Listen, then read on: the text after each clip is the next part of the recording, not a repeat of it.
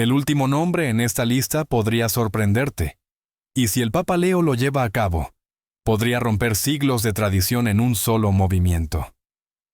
En este momento, tras las puertas cerradas del Vaticano, está ocurriendo algo que pocos esperaban y para lo que aún menos están preparados. Durante años, un grupo particular de cardenales ha moldeado silenciosamente la dirección de la Iglesia Católica.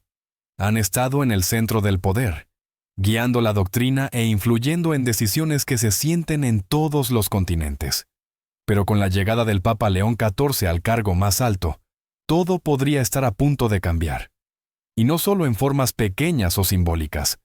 Algunas de las voces más poderosas de la Iglesia podrían ser apartadas, reasignadas o removidas por completo. Esto no se trata simplemente de política interna o de una reorganización burocrática. Se trata de legado. Se trata de la identidad de la Iglesia en el siglo XXI. Se trata de si el próximo capítulo de la fe global será escrito por los arquitectos del pasado o por una visión completamente nueva del futuro. Piénsalo. Los nombres que estamos a punto de explorar no son solo líderes religiosos. Son intermediarios de poder, guardianes de la tradición y, en algunos casos, defensores polémicos del cambio. Y ahora, bajo el mandato del Papa León, podrían estar en terreno incierto. Los espectadores que hicieron clic en este video no vinieron por una lección de historia. Vinieron porque algo se siente mal. Algo se mueve dentro del Vaticano. Y cuando eso sucede, no se queda solo en Roma. Se extiende a parroquias, escuelas, misiones, titulares en los medios, y hasta el pulso mismo de millones de creyentes. Por eso esto importa. Por eso los susurros que vienen desde esos pasillos de mármol suenan cada vez más fuerte. ¿Qué cardenales están en problemas? ¿Y qué dice eso sobre la visión del Papa León? El Papa Francisco, el último pontífice, era conocido por su enfoque pastoral, abierto, inclusivo, arraigado en la misericordia y en el alcance global. Sus nombramientos reflejaban eso. Muchos de los cardenales que él elevó eran voces de compasión, reforma y descentralización. Pero el Papa Leo es diferente, muy diferente. Las señales tempranas sugieren un giro pronunciado hacia la estructura, la claridad y la influencia. No está derribando la Iglesia, pero sí podría estar reconstruyendo su núcleo. No se enfoca en los titulares, se enfoca en el impacto duradero. El tipo de cambio que no solo modifica el tono, sino que altera el plano. Así que aquí está la pregunta que impulsa todo este video. ¿Qué cardenales representan el pasado? ¿Y cuáles podrían definir el futuro? Si Leo está realmente preparando una reestructuración del liderazgo de la Iglesia, las personas que ayudaron a moldear el papado de Francisco podrían no encajar en ese nuevo marco. Y si eso es cierto, algunas de las figuras más respetadas, conocidas y poderosas del catolicismo moderno podrían ser eliminadas silenciosamente, una por una. Lo que hace que esto sea aún más tenso es que nada de esto se está anunciando públicamente. No hay comunicado de prensa, ni boletín, ni lista oficial de quién se queda y quién se va. Pero se puede sentir en los cambios, en el tono, en el lenguaje corporal del Vaticano. Los conocedores ya están hablando, y las piezas se están moviendo lenta pero deliberadamente. Reasignaciones, demoras, silencio donde antes había certeza. Cuando conectas los puntos, una imagen empieza a formarse. Y no pinta bien para algunos de los grandes nombres de la Iglesia. Y el último nombre en esa lista, el que escucharás al final de este video, podría señalar el cambio más radical de todos. Es alguien que nadie esperaba que estuviera en riesgo. Una figura vista por muchos como intocable. Pero bajo la nueva dirección de Leo, ni siquiera los gigantes tienen garantizada su seguridad. Querrás seguir esta historia hasta que se revele ese nombre final. Entonces, ¿qué tipo de hombre es León XIV? ¿Qué lo impulsa? ¿Por qué está haciendo esto ahora? ¿Y cómo es que las personas que una vez marcaron el ritmo de la Iglesia ahora podrían encontrarse posiblemente afuera, mirando desde lejos? Esto no es solo un drama del Vaticano. Es un punto de inflexión global. Y para cuando termine este video, entenderás por qué tanta gente en Roma está susurrando lo mismo. La vieja era está terminando y una nueva ya ha comenzado. Pero todo comienza, como todo en la iglesia, con una decisión, un asiento, un papa, y el destino de aquellos que una vez parecían intocables. Para entender lo que se está desarrollando dentro del Vaticano, necesitas comprender al hombre en el centro de todo. El Papa León XIV no llegó al papado por ser el más ruidoso, el más mediático, ni siquiera el más querido. Ascendió porque siempre estaba 10 pasos por delante, estratégico, calculador y agudamente disciplinado. Antes de su elección, pocos fuera de los círculos más profundos del Vaticano conocían su verdadero potencial, pero los que sí lo conocían, sabían exactamente de lo que era capaz, y ahora el mundo está comenzando a verlo también.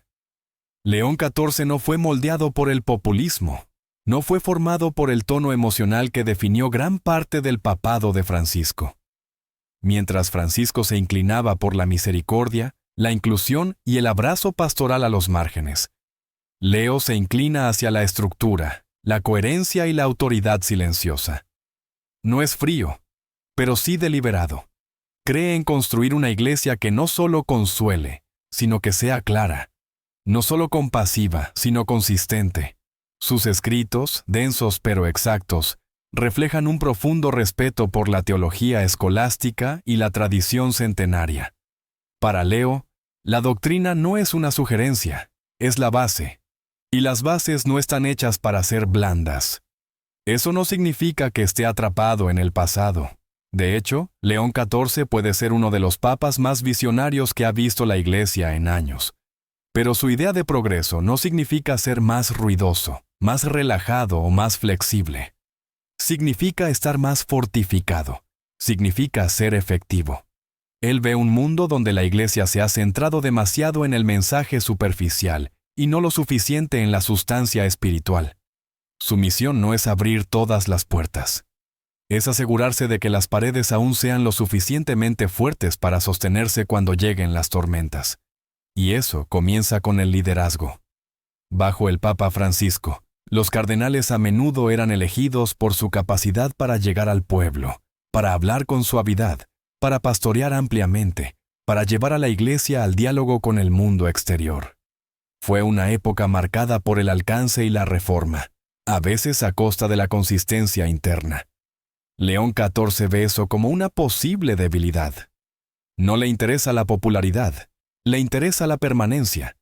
Sus primeros movimientos sugieren que quiere una iglesia que pueda hablar con claridad ante la confusión, ofrecer estabilidad ante el desorden y volver a una voz de autoridad espiritual, no solo de presencia compasiva.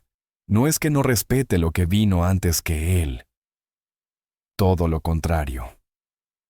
Ha elogiado el alcance global de Francisco y su preocupación por los pobres. Pero Leo cree que la Iglesia está entrando en una temporada diferente, una que requiere herramientas diferentes, y eso significa personas diferentes. Silenciosamente, ha estado reuniendo asesores que se alinean con esa visión, no figuras llamativas, no celebridades de la Reforma, sino pensadores, disciplinarios, constructores. Personas que entienden que, en una era de ruido, la claridad es poder. Esto es lo que hace que su papado sea tan intrigante, y para algunos, intimidante. No hay discursos dramáticos, ni grandes cambios visibles, pero debajo hay movimiento.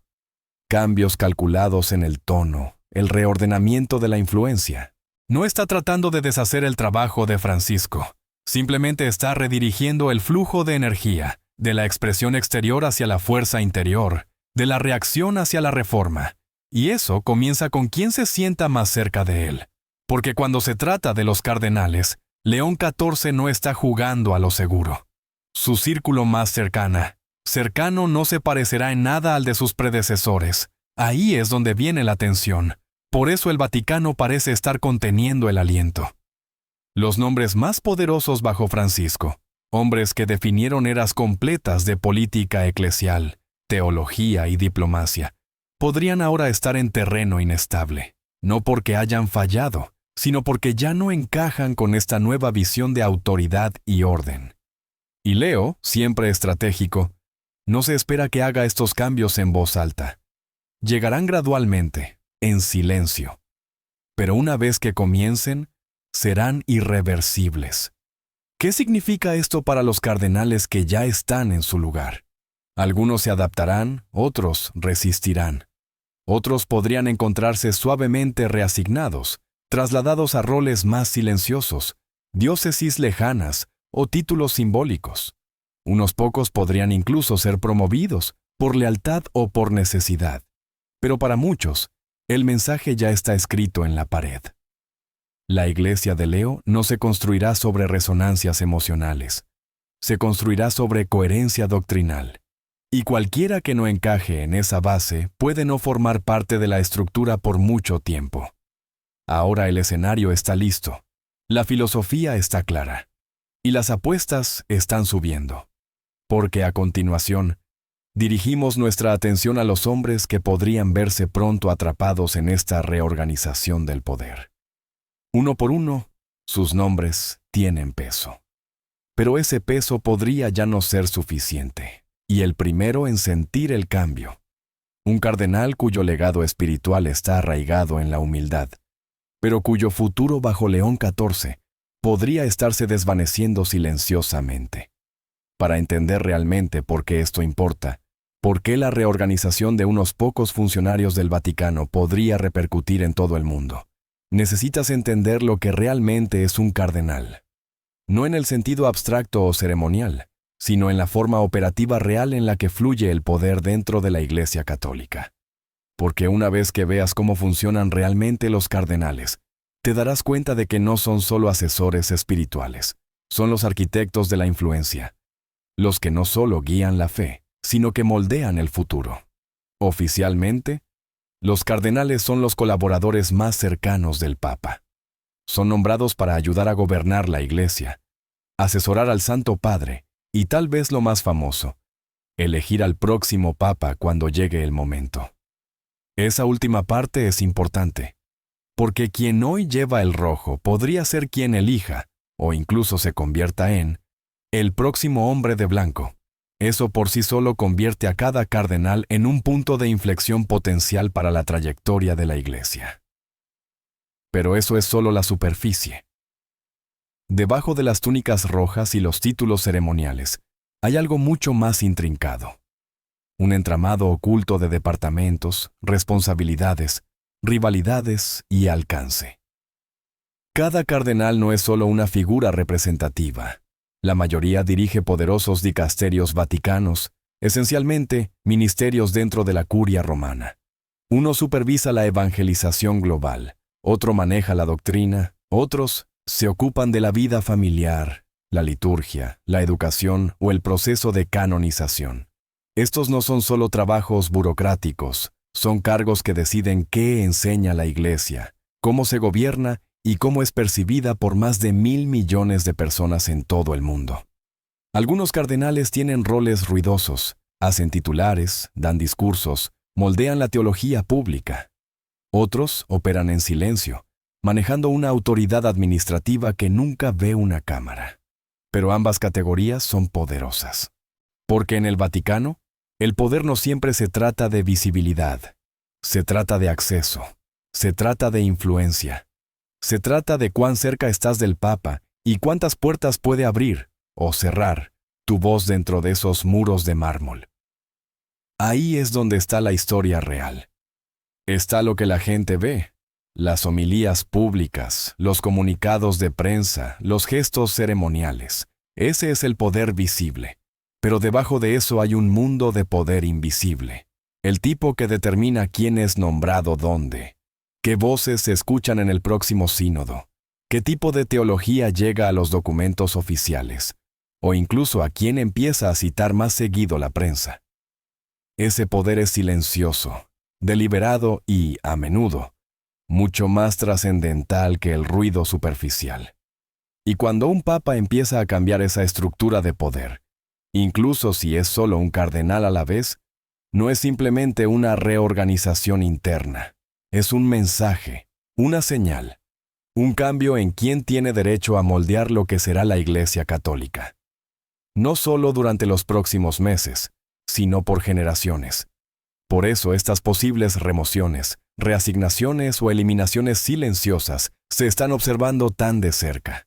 Porque cuando una ficha cae en el Vaticano, rara vez cae sola. Y ahora mismo, el foco está a punto de girar hacia una figura que, para muchos, ha representado el corazón apacible de la Iglesia. Un hombre de humildad, paz y dedicación silenciosa, pero cuyo enfoque podría ya no encajar con la visión refinada de fuerza estratégica y claridad institucional del Papa Leo. Y en la cima de ese mundo visible está el cardenal Mauro Gambetti. El cardenal Mauro Gambetti no es alguien que acapare titulares. No es el tipo de figura que atrae atención con declaraciones fuertes o movimientos públicos calculados, y tal vez, justamente por eso ascendió bajo el Papa Francisco. La fortaleza de Gambetti no está en la estrategia ni en la política, está en la presencia. Una presencia calmada, serena, pastoral, que refleja los valores franciscanos que ha llevado durante toda su vida. Es el tipo de líder que escucha más de lo que habla, que ve a la Iglesia como un santuario antes que como una institución. Y bajo Francisco, ese tipo de liderazgo fue profundamente valorado. Antes de convertirse en cardenal, Gambetti fue un fraile franciscano convencional, viviendo una vida simple, arraigada en la oración, el servicio y la humildad. Fue nombrado arcipreste de la Basílica de San Pedro, uno de los cargos más visibles y simbólicos de la Iglesia. Y aunque ese puesto conlleva un enorme prestigio institucional, Gambetti no lo trató como un puesto de poder. Lo asumió como una responsabilidad espiritual. Se centró en hacer que la basílica fuera más acogedora, más accesible a los peregrinos, más reflejo de la misericordia que del control. Su visión estaba claramente alineada con el impulso más amplio de Francisco. Una iglesia que huela a oveja, no una que se eleve por encima de ellas. Pero ese mismo enfoque suave, en una era diferente, puede de repente parecer una debilidad. El Papa León XIV hereda una iglesia que enfrenta un tipo de tormenta muy diferente. Una en la que la claridad, la estructura y la firmeza están cobrando mayor importancia. Las primeras acciones de Leo sugieren que se centra no solo en quién lidera, sino en cómo lideran. Y en esa ecuación, el tono de Gambetti puede ser demasiado suave, su estilo de gobierno demasiado simbólico, sus prioridades demasiado ancladas en el pensamiento de la era Francisco, para un papa que busca fortalecer la coherencia interna de la Iglesia y su rigor administrativo. Gambetti podría no ser el hombre para este momento. Eso no significa que esté siendo castigado o degradado. Si ocurre algo, probablemente será en silencio, como él. Una reasignación a un rol menos visible, un reconocimiento respetuoso a su servicio, seguido por un lento desvanecimiento del centro de atención. Así es como suelen suceder estas cosas cuando el Vaticano quiere avanzar sin provocar escándalos. Y sin embargo, incluso una salida amable envía un mensaje fuerte. La era pastoral está terminando, y la era estratégica está tomando su lugar. Lo que hace que la situación de Gambetti sea tan simbólica es que marca la primera salida potencial clara del modelo de liderazgo de Francisco. Si alguien como él, que encarna la espiritualidad franciscana y la humildad, es considerado prescindible, se señala un claro cambio en lo que este nuevo papado espera de sus principales voces. Bajo León XIV, no basta con inspirar, hay que administrar, hay que mandar, hay que construir algo que perdure, y no solo espiritualmente, sino estructuralmente. Algunos conocedores creen que Gambetti nunca se sintió totalmente cómodo en el cargo de todos modos, que prefería el ministerio silencioso sobre el liderazgo institucional. Y tal vez eso sea cierto. Pero en el Vaticano, las preferencias no protegen los cargos. La dirección de la Iglesia está cambiando, y las personas al frente deben alinearse con esa dirección o hacerse a un lado para quienes sí lo hagan. Y mientras Gambetti podría desaparecer tranquilamente, el siguiente cardenal podría caminar directamente hacia la controversia. porque donde Gambetti representa la paz, el próximo hombre que examinaremos ocupa un rol que se ocupa del juicio, la santidad y el legado. Un rol donde las decisiones son permanentes y cada nombre aprobado es una declaración teológica. Y en una época en la que la Iglesia intenta recuperar su autoridad moral en un mundo escéptico, ese rol se ha vuelto mucho más político de lo que parece. El cardenal Marcello Semeraro ocupa uno de los cargos más silenciosamente poderosos en todo el Vaticano, prefecto del dicasterio para las causas de los santos. A primera vista parece un cargo ceremonial. Después de todo, los santos se asocian con estatuas, días de fiesta y reverencia, no con tensión política, pero en realidad, el trabajo está lejos de ser pasivo. Canonizar a un santo no es solo una declaración de santidad, es una declaración de valores. Le dice al mundo a quién celebra la Iglesia, a quién eleva como modelo de fe y qué historias elige preservar para las generaciones futuras. Y en una era en la que contar historias define la influencia, eso no es poca cosa. Semeraro ha sido una mano firme, nombrado bajo el Papa Francisco. Ha guiado el proceso de canonización con precisión teológica y una clara lealtad a las tradiciones de la Iglesia. No es llamativo, no es provocador. Es un hombre de profunda reflexión, trabajando a menudo en silencio tras bambalinas, asegurándose de que cada posible santo cumpla con los exigentes estándares de santidad. En muchos sentidos, ha sido el hombre perfecto para el cargo en un Vaticano que valoraba la humildad sobre los titulares. Pero los tiempos están cambiando y el Papa León XIV podría estar buscando algo completamente distinto. Bajo Leo, la Iglesia parece estar entrando en una fase donde la influencia y la claridad pesan más que la administración silenciosa. La pregunta ya no es solo, ¿es esta persona santa? Es, ¿qué comunica esta canonización al mundo ahora? Los santos solían inspirar devoción mediante oraciones susurradas y vitrales. Hoy se espera que muevan la aguja en una cultura global impulsada por narrativas, resonancia social y compromiso digital. Y Semeraro, pese a todas sus fortalezas teológicas, no se ha adaptado a ese cambio. No habla el idioma de los medios, no genera tendencias, no capta atención más allá de los muros de la Iglesia. Y para un papa que intenta reformular cómo comunica el catolicismo con el mundo moderno, especialmente con las generaciones jóvenes, eso es un problema. Probablemente el Papa Leo no quiera convertir las canonizaciones en campañas de redes sociales.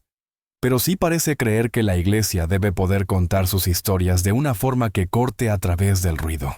Y en este momento, Semeraro simplemente no lo consigue. También hay una creciente sensación de que su enfoque, aunque teológicamente sólido, está desconectado de la energía que la Iglesia necesita ahora. Los jóvenes católicos, los conversos e incluso los escépticos buscan testigos modernos de la fe, figuras que hayan enfrentado el mismo caos que nosotros y aún así hayan encontrado propósito. Santos que se sientan reales. Santos que no vivieron hace siglos, sino que caminaron en la era digital, lucharon con la salud mental, la injusticia o las complejidades de la vida moderna. Personas que hagan que la fe vuelva a sentirse urgente. Y bajo Semeraro, el camino a la santidad aún parece pertenecer a otro tiempo. Para ser claros, no se le critica por ningún escándalo, fracaso o error público. No es que haya hecho algo mal, es que puede que ya no sea el indicado para el rumbo que Leo quiere tomar. Y en el Vaticano, esa distinción importa. Los cambios no siempre ocurren por errores.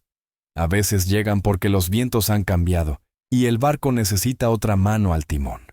Hay rumores de que el Papa Leo quiere a alguien más ágil en ese rol, a alguien que entienda que la canonización puede ser una herramienta de evangelización, no solo de preservación.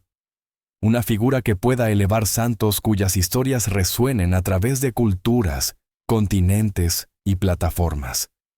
Alguien que no solo proteja legados, sino que ayude a moldear la narrativa de la fe para un mundo escéptico y en búsqueda. Y si eso es cierto, el tiempo de Semeraro podría estar llegando a un cierre respetuoso. Será honrado, recordado y agradecido, pero quizás no retenido.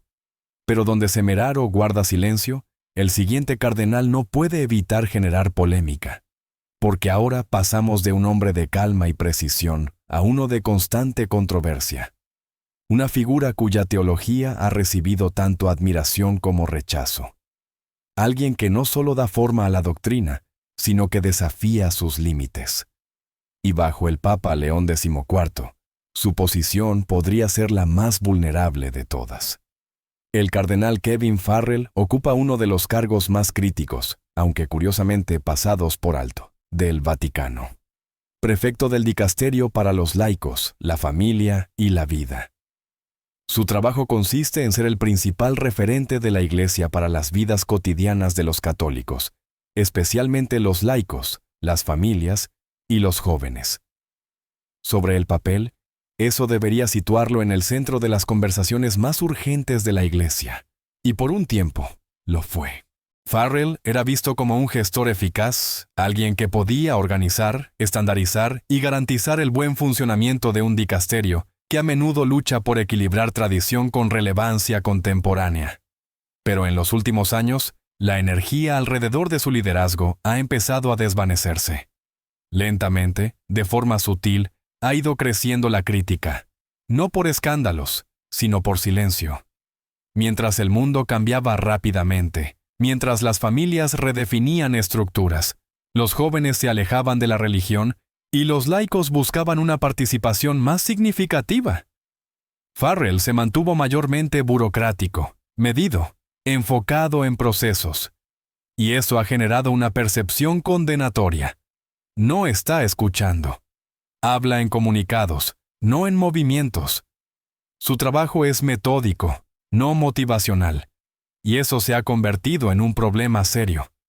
Porque el Papa León XIV claramente está enviando señales de que quiere reactivar la relación de la Iglesia con los católicos comunes, no mediante un reconocimiento educado, sino mediante una colaboración genuina. Bajo Leo, hay un énfasis creciente en devolver poder y participación al laicado, especialmente a aquellas voces que durante mucho tiempo han estado al margen, mujeres, jóvenes, líderes de base. La Iglesia, parece decir Leo, debe dejar de simplemente gestionar a los laicos y empezar a asociarse con ellos. Ese no es el estilo por el que se conoce a Farrell. Su liderazgo, aunque eficaz desde el punto de vista administrativo, a menudo se ha visto como de arriba hacia abajo. Se siente cómodo operando en canales establecidos, hablando dentro de marcos fijos. Pero ese modelo empieza a sentirse fuera de sintonía con hacia dónde se dirige la Iglesia y el mundo. Los laicos de hoy no quieren ser gestionados. Quieren ser escuchados. Quieren agencia, visibilidad y una voz que realmente importe. Y bajo Farrell, muchos sienten que aún están esperando ese lugar en la mesa. Aquí es donde el choque generacional entra en escena. Farrell representa una era más institucional, una donde la estabilidad importaba más que la velocidad, y la claridad más que la colaboración. Pero los católicos jóvenes, especialmente aquellos que navegan en la cultura moderna, buscan líderes que hablen su idioma, tanto literal como espiritualmente. Quieren acción, compromiso y el reconocimiento de que sus experiencias de vida también están dando forma a la Iglesia, no solo respondiendo a ella. En ese clima, Farrell se siente más como un gerente que como un mensajero, más como un supervisor que como un socio. Para complicar más las cosas, Farrell también es camarlengo de la Iglesia romana, un rol que implica supervisar las operaciones de la Iglesia entre papados. Es un título importante, uno que sugiere profunda confianza dentro de la estructura vaticana existente. Pero ese mismo simbolismo ahora podría jugar en su contra. Para el Papa León XIV, quien parece estar redefiniendo la autoridad vaticana, Farrell puede representar exactamente el tipo de liderazgo legado y estático que quiere dejar atrás. No por fracaso, sino por filosofía. Y esto no es solo un asunto de personal, es una señal. Reemplazar a Farrell no sería solo un cambio de nombre. Sería una declaración de guerra al viejo modelo de estructura vaticana. mostrará que el Papa Leo habla en serio sobre mover el poder, no solo entre el clero, sino hacia las manos del laicado, que no se conforma con una representación de títulos solamente, que los laicos, especialmente los jóvenes y las mujeres, necesitan más que una figura decorativa. Necesitan a alguien que amplifique su voz, no que la filtre. Si Leo hace ese movimiento, podemos esperar un reemplazo cuidadosamente elegido. Alguien más joven, más involucrado, tal vez incluso alguien fuera del círculo tradicional de poder romano. Alguien que refleje la disposición del nuevo Vaticano a actuar con audacia en lugar de con cautela. Sería un punto de inflexión no solo en el tono, sino en la estructura. Porque de aquí en adelante, cada movimiento del Papa León XIV se vuelve más visible, más simbólico y más trascendental. Y ahora la atención se dirige hacia un cardenal cuyo liderazgo ha sido cualquier cosa menos silencioso. Un hombre que ha recibido elogios y críticas en igual medida, cuyo trabajo toca el corazón de la identidad católica, cómo se reza, cómo se reúne y cómo se ve a sí misma la Iglesia en el mundo moderno. El cardenal Arthur Roche no es el tipo de figura vaticana que la mayoría fuera de la Iglesia reconocería, pero dentro de Roma su nombre tiene peso. Como prefecto del dicasterio para el culto divino y la disciplina de los sacramentos, Roche controla uno de los aspectos más sensibles de la vida católica, la liturgia. Esto va más allá de cómo se celebra la misa o qué palabras se usan. Es sobre la identidad misma de la Iglesia. La liturgia es donde la teología se vuelve visible, es donde la doctrina se encuentra con el pueblo. Y eso la convierte en uno de los espacios más ferozmente debatidos del catolicismo moderno. Bajo el Papa Francisco, Roche se hizo conocido como la mano firme detrás de una directiva clara. Centralizar la liturgia, reducir la fragmentación y limitar el uso de formas antiguas, especialmente la misa en latín. Su aplicación de Traditionis Custodes, un documento de 2021 que restringió la celebración de la misa tridentina, marcó un giro importante respecto al tono más permisivo de Benedicto XVI. Francisco creía que la unidad requería claridad, y Roche fue el encargado de hacer esa claridad real, sin importar las reacciones. Y sí, hubo reacciones. Grupos tradicionalistas acusaron a Roche de aplastar una herencia sagrada, de estrechar una línea espiritual centenaria hasta convertirla en algo burocrático y rígido. Por otro lado, algunos moderados sintieron que manejó mal el papel, alimentando la división en lugar de sanarla.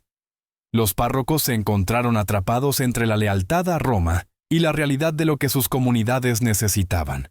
Roche no vaciló. Emitió cartas, aclaraciones, restricciones. Hizo cumplir las reglas como un general, insistiendo en que la unidad litúrgica era una parte esencial de la unidad teológica. Ese tipo de determinación le valió admiración en algunos rincones del Vaticano. Pero con el Papa León XIV ahora al mando, la determinación por sí sola podría no ser suficiente.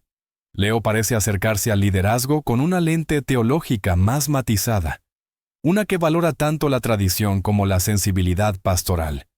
No es probable que revierta la dirección litúrgica de Francisco, pero sí podría cuestionar el tono y el método de su aplicación.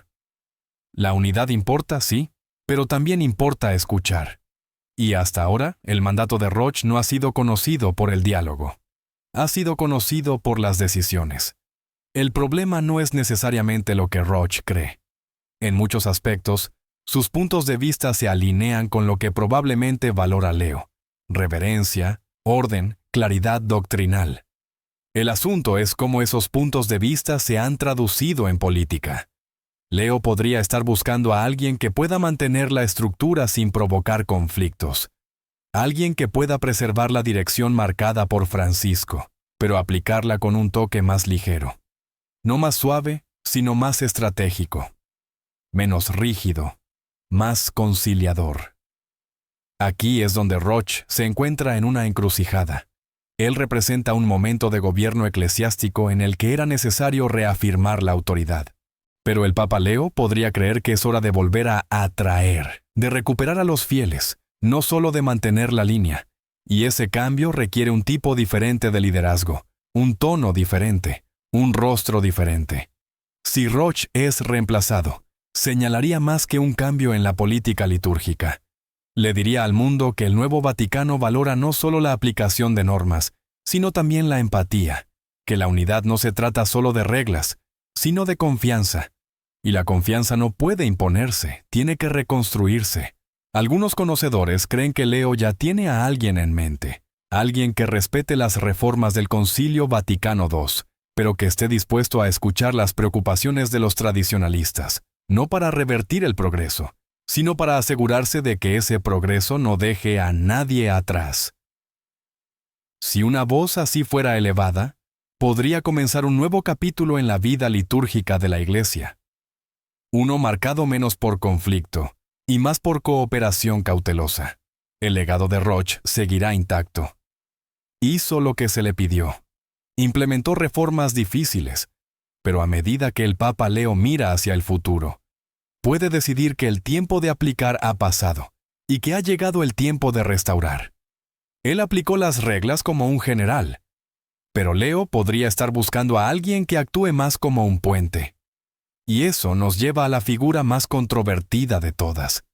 Un cardenal cuyos escritos han provocado debates globales, cuya teología es admirada por algunos y temida por otros, cuya mera presencia señala una reestructuración audaz, a veces explosiva, de lo que puede ser la doctrina católica. El cardenal Víctor Manuel Fernández no es simplemente otro alto funcionario del Vaticano, es, posiblemente, la mente detrás de gran parte del legado teológico del Papa Francisco. Nombrado prefecto del Dicasterio para la Doctrina de la Fe, Fernández ocupa el puesto más importante en toda la Iglesia cuando se trata de definir, defender y desarrollar la doctrina. Su influencia se extiende mucho más allá de las decisiones administrativas.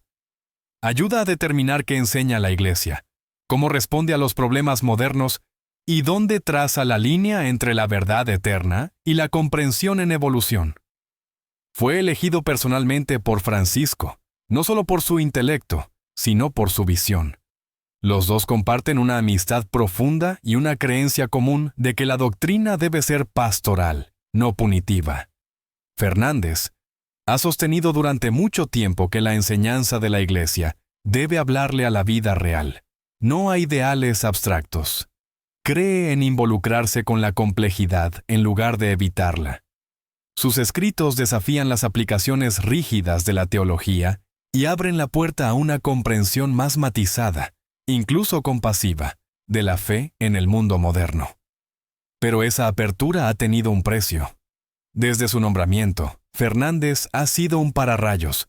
Los tradicionalistas lo acusan de suavizar la doctrina hasta el punto de la confusión. Afirman que su estilo teológico borra líneas que deberían permanecer claras. Algunos argumentan que pone el cuidado pastoral por encima de la claridad doctrinal, poniendo en riesgo la identidad misma de la Iglesia. Sus partidarios lo ven como valiente, alguien dispuesto a abordar el sufrimiento y las contradicciones del mundo real con misericordia. Sus críticos lo ven como peligroso, dispuesto a rehacer la ortodoxia de formas que podrían deshacer verdades mantenidas durante siglos. Y ahora, bajo el mando del Papa León XIV, su futuro es incierto. Leo no es enemigo de la doctrina. De hecho, la respeta profundamente, pero su enfoque es marcadamente diferente. Mientras Francisco y Fernández enfatizan el movimiento, el diálogo y la interpretación, Leo prioriza la estabilidad, la definición y la precisión filosófica. Cree que la voz de la Iglesia debe ser confiable, y la confianza proviene de la claridad, no de la ambigüedad. Para él, la doctrina no es un punto de partida para la discusión, es el ancla de la Iglesia. Esa es la tensión fundamental entre estos dos hombres. Fernández no es visto como poco confiable, es visto como riesgoso, amplía los límites, acoge las preguntas difíciles, pero Leo puede no ver eso como valentía, sino como vulnerabilidad. Y si Leo quiere restablecer el papel de la Iglesia como autoridad moral clara en una época de ruido, entonces Fernández podría no ser la persona adecuada para definir ese mensaje. Remover a Fernández sería mucho más que una decisión de personal. Sería un reinicio doctrinal, una señal de que la Iglesia está regresando a líneas más claras, declaraciones más firmes y menos experimentación teológica. Sugeriría un giro profundo desde la era de Francisco, no solo en el tono, sino también en el contenido. Las ideas que definieron la última década, prioridad pastoral, teología centrada en la misericordia, interpretación en desarrollo, podrían ser dejadas de lado por algo más definitivo. Y eso es lo que eleva tanto las apuestas. Ningún otro cardenal en esta lista está tan estrechamente vinculado al ADN teológico del Papa Francisco. Reemplazarlo sería desprenderse de una de las características más definitorias del último papado. No pasaría desapercibido, no sería ignorado, sería sísmico. Y sin embargo, podría suceder silenciosamente, con firmeza y con precisión quirúrgica. Los susurros en Roma sugieren que si Leo se mueve para reestructurar el liderazgo doctrinal de la Iglesia, buscará a alguien de tono más tradicional, alguien que pueda articular la enseñanza con profundidad académica, pero sin generar controversia. Alguien que entienda las matices, sí, pero que también sepa cuándo no hay que entretenerlos. Un teólogo que calme las aguas en lugar de agitarlas. Si Fernández se va, será recordado. No solo como un cambio, sino como una señal. Pero incluso eso no sería la mayor sacudida. Porque el hombre más poderoso del Vaticano es el siguiente. Un cardenal que no solo influye en la política, moldea la postura política de la Iglesia ante el mundo. Una figura tan central que su remoción se sentiría como el clavo final en el ataúd de la era Francisco. El hombre que se encuentra justo detrás del trono papal. El cardenal Pietro Parolin. Pietro Parolin no es simplemente una figura senior en el Vaticano. Para muchos que comprenden cómo opera la Iglesia tras bastidores, él es el Vaticano. Como secretario de Estado, funciona como un jefe de gobierno dentro de la estructura papal. No solo asiste al Papa, orquesta el flujo de la diplomacia vaticana, gestiona la coordinación interna y, en muchos sentidos, actúa como el rostro público y privado de las relaciones estratégicas de Roma con el resto del mundo. Tiene el oído del Papa. Sabe lo que se dice a puerta cerrada, y por más de una década ha sido el centro sereno y calculador del poder católico.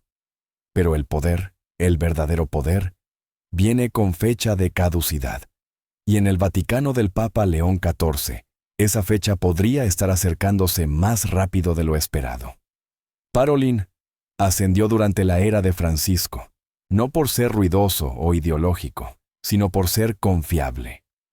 Encarnaba un tipo de pragmatismo diplomático que Francisco admiraba. En un mundo lleno de alianzas cambiantes y complejidades morales, Parolin fue el constructor de puentes del Vaticano. Navegó con sutileza por China, Rusia, Oriente Medio y Occidente. Evitó crear enemigos, para frustración de quienes querían que la Iglesia tomara posturas más firmes sobre política o derechos humanos. Pero Francisco valoraba la paz sobre la provocación, y Parolin cumplía. Aún así, la paz puede parecer pasividad. Y para algunos dentro del nuevo círculo de Leo, Parolin representa exactamente el tipo de diplomacia cautelosa que creen que ha costado a la Iglesia su claridad moral. En un mundo cada vez más polarizado, donde la ideología define desde las noticias hasta la política nacional, Leo aparentemente busca algo diferente. No más político, sino más definido. Menos ambigüedad, más convicción, menos respuesta, más afirmación. No quiere un diplomático que suavice los bordes. Quiere uno que trace líneas claras, y eso pone a Parolin en una posición precaria. Ha sobrevivido más de lo que muchos creían posible, en gran parte por su conocimiento institucional y su profunda red de influencia. Pero esa misma red ahora podría ser vista como un obstáculo, un símbolo del statu quo, una resistencia silenciosa al filo más agudo que Leo está trayendo a Roma. Y si Leo realmente está preparando un reseteo del círculo interno del Vaticano, Parolin es la última y más poderosa ficha de dominó. Si cae, o incluso si es removido sutilmente, no será solo un cambio de personal. Significará que la era Francisco no está evolucionando, está terminando. Un cambio completo de guardia. El fin de una filosofía diplomática basada en la neutralidad cuidadosa y la diplomacia pastoral. Y el inicio de algo más audaz, más deliberado, más dispuesto a enfrentar al mundo moderno con doctrinas sin disculpas y autoridad estructurada. La salida de Parolin tendría un eco global. Las conferencias episcopales cambiarían de tono. Los nuncios comenzarían a alinearse con una nueva visión. Y quizás más críticamente, la percepción internacional de la Iglesia, como mediadora, brújula moral o observadora cautelosa, se transformaría.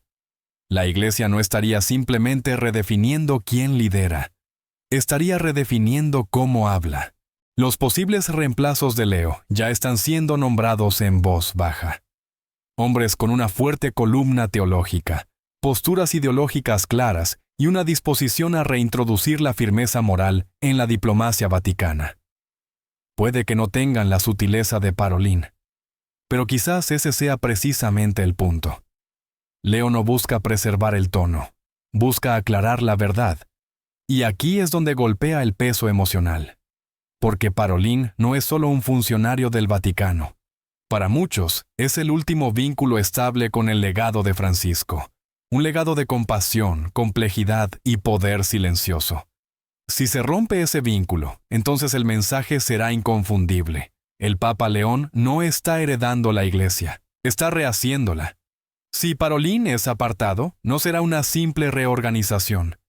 Será una revolución. Y la pregunta que sigue es tan simple como sísmica. ¿Quiénes ascenderán en su lugar? ¿Y qué tipo de iglesia liderarán?